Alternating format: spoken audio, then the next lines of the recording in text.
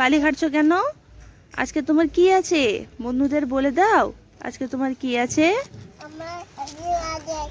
Happy birthday আছে। আর তোমার happy birthday দিন তুমি এত কাজ করছো, ধুলো ঘাটছো। মিস্ত্রি কাজ করেছিল, বালি বস্তাগুলো এরকম ছাদের উপর তোলা আছে, নষ্ট হয়ে যাবে, ওই জন্য বাবা সব গুছিয়ে রেখেছে। আবার যখন কাজ হবে তখন লেগে যাবে। আর ওই বালিগুলো নিয়ে খেলার একটা বাহানা খুঁজে পেয়েছে। আর ওইদিকে রাস্তার কাজ হচ্ছে, প্রায় অনেক বছর পর রাস্তার আবার কাজ হচ্ছে। পুরো রাস্তাটা ভেঙে আবার নতুন করে তৈরি করছে। যাই, ওকে নিচে নিয়ে যাই, এবার স্নান করাবো, রেডি করব, অনেকটা বেলা হয়ে গেছে। আবার যেতে হবে বিকেলে, একটা ছোট্ট প্রোগ্রাম রেখেছি, আপনারা সঙ্গে থাকবেন, পুরো ভিডিওটা দেখবেন, সঙ্গে থাকবেন। চলুন নিচে যাই এবার। এখন বাজে বিকেল 4টে। তো কেকটা অর্ডার দেওয়া ছিল, নেওয়ার জন্য আমি চলে এসেছি। ইব্রাহিম ঘুমিয়ে আছে, তাই ভাবলাম তাড়াতাড়ি গিয়ে নিয়ে চলে আসি। ভিতরে যাই, গিয়ে দেখাবো বাড়িতে আপনাদের কি আছে ইব্রাহিমেতে। এটা কি? এই বাড়ি এলাম, নিয়ে এলাম, আর টোটোতে নেওয়ার সময় যা অসুবিধা হলো, একা গিয়েছিলাম ওই জন্য আর দেখাতে পারলাম না। ইব্রাহিম উঠে দেখে অবাক হয়ে গেছে, বলে এটা কি নিয়ে এসেছে মা? এটা কি আছে বাবা বলো তো? হ্যাপি বার্থডে আছে। ঠিক করে বলো, এর ভিতরে কি আছে? না না না না, ছিঁড়ো না, ছিঁড়ো না, এখন ছিঁড়ো না, তুমি যাবে ওখানে ছিঁড়বে। চলো, আপনাদেরকে একদম ওখানে গিয়ে ওপেনিং করে দেখাবো, আর এখন ওপেন করলাম না। চলুন রেডি হয়ে যায় এবার। ছিঁড়ো না বাবা, থাক, চলো। আপনা ধাবা চলে এসেছি রেস্টুরেন্টে। এই রেস্টুরেন্টে আমরা কালকে বুকিং নিয়েছিলাম, এসে বুকিং করে অর্ডার করে গিয়েছিলাম।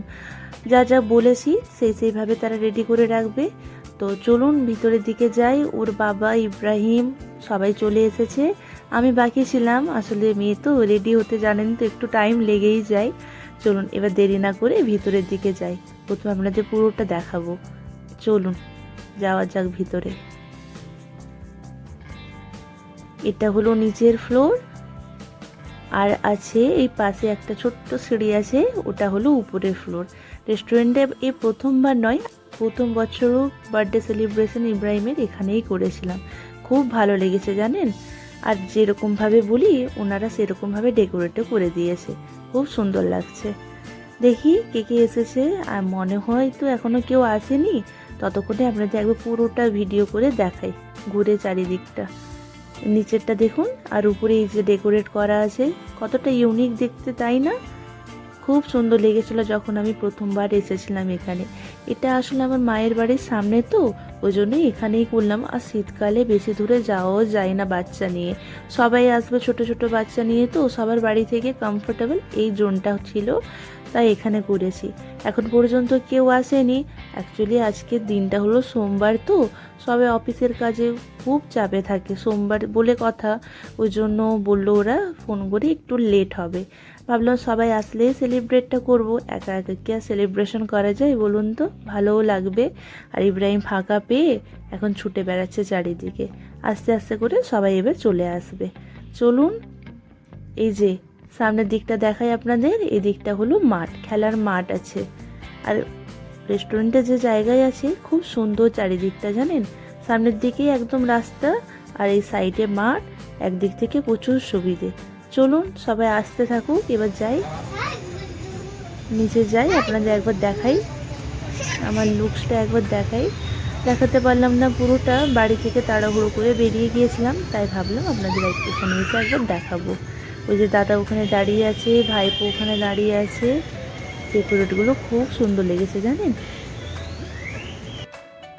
এই যে দাদা ওরা চলে এসেছে, নিচে এলাম, ওরা ঠিকঠাক বুঝতে পারছিল না, ওই জন্য উপরে নিয়ে যাব। এই যে সিঁড়ি, যাই এবার উপরে গিয়ে তারপর আপনার সাথে দেখা হচ্ছে। ইব্রাহিম তো খুব এক্সাইটেড ছিল যে গিফট আসবে, গিফট নেবে। এই যে ওর বন্ধুরা, স্কুলের ফ্রেন্ড বলে কথা, বন্ধুগুলোকে পেয়েছে, আর কি ভোলা যায়। ব্যাস গিফট কালেক্ট করার জন্য একদম প্রস্তুত।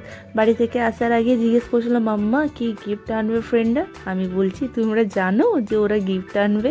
বলছে হ্যাঁ, বন্ধুরা গিফট নিয়ে এসে বার্থডেতে। দেখুন না কতটা এক্সাইটেড, কোনটা ছেড়ে কোনটা নেবে। স্কুলের ফ্রেন্ড বলে কথা, আর কোনো কথাই নেই, পুরো জমে গেছে। এই ফার্স্ট টাইম স্কুলের ফ্রেন্ডদের ডাকা হয়েছে, ইব্রাহিমের ফার্স্ট স্কুল তো ভাবলাম সবাই মিলে একসাথে সেলিব্রেট করি। চলুন এবার আস্তে আস্তে করে সবাই চলে আসছে, এবার বেশি দেরি না করে সেলিব্রেটের জন্য সব রেডি করে নিই।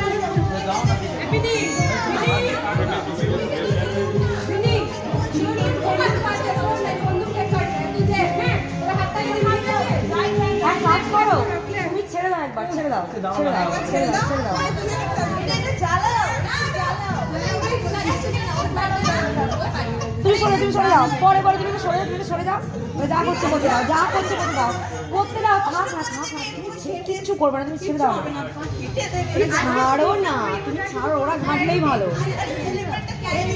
একটু তুমি একবার ছাড়া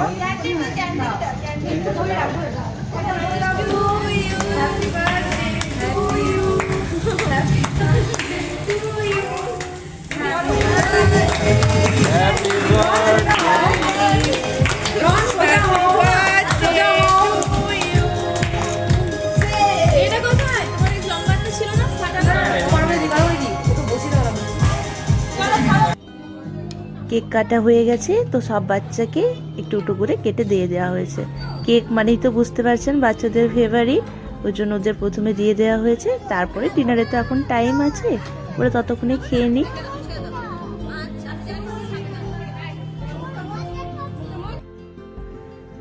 খাওয়া দাওয়া করে বাচ্চাগুলো এবার খেলতে শুরু করেছে, মজা পেয়েছে। ব্যাস এবার আমরা ডিনার করে নেব। ডিনারটা রেডি করতে বলে দিয়েছিলাম, কেননা বাচ্চাগুলো আবার সকালে স্কুল যাবে, আর এই সময়টা আবার এক্সামও পড়ে গেছে। ওই জন্য বললাম একটু তাড়াতাড়ি করে সব কিছু করে দিন, কেননা বাচ্চাগুলো আবার ঘুমিয়ে যায় না, নিয়ে যেতে খুব অসুবিধা হয় রাস্তায়।